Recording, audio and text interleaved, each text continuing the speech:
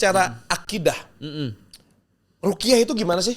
Kan ini kan tadi memasukkan, sekarang untuk ngeluarin nih. Oke, ruqyah di dalam Islam sebenarnya adalah sesuatu yang sangat dianjurkan oleh Rasulullah. Rasulullah juga akhirnya dalam tanda kutip memberitahukan dan mengajarkan juga tentang ruqyah.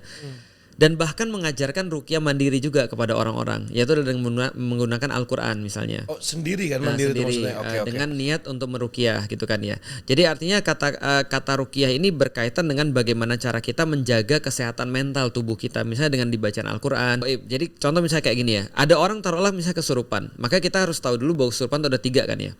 Bisa jadi tadi bagian daripada medis, atau bisa jadi adalah bagian daripada entertain atau dia sengaja, atau yang ketiga adalah bagian daripada jin bisa jadi. Nah, misalnya contoh kayak aku pernah nanya sama Ustadz Faizar misalnya tentang jin itu gimana kalau misalnya iya memang ada kitab-kitabnya, dia bilang ulama-ulama yang bahas tentang jin, dan ketika jin itu ada kita terus membaca Quran yang mana supaya dia itu akhirnya tidak mau lagi di situ gitu maksudnya. Itu yang pertama tuh. Yang kedua kalau ini gimana medis. Nah, kalau medis jangan dibacain Quran.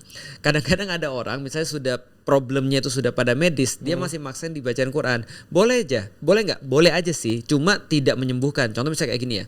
Misalnya contoh ada orang misalnya kayak usus buntu misalnya. Itu nggak bisa dibacaan Quran tuh. Harus pergi ke medis lalu terus kemudian operasi. Kemarin ada yang menarik, ada cerita dari orang-orang yang dia perilakunya kayak kerasukan. Benar-benar kayak kerasukan, dibacaan Quran nggak mempan, segala macam nggak mempan, lalu dibawa ke dokter neuroscientist, dibawa dokter dokter saraf. Ternyata di situ ada problem tumor otak.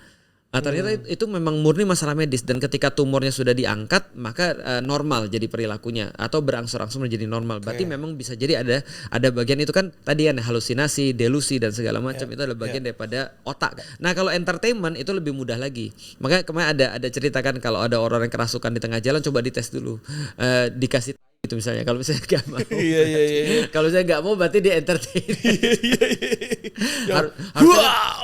Harusnya kan dia mau kan, karena kan makanya jin kan, kalau teror kan makanya jin kan. Nah, jadi itu salah satu contoh. Tapi aku terus terang nggak tahu yang mana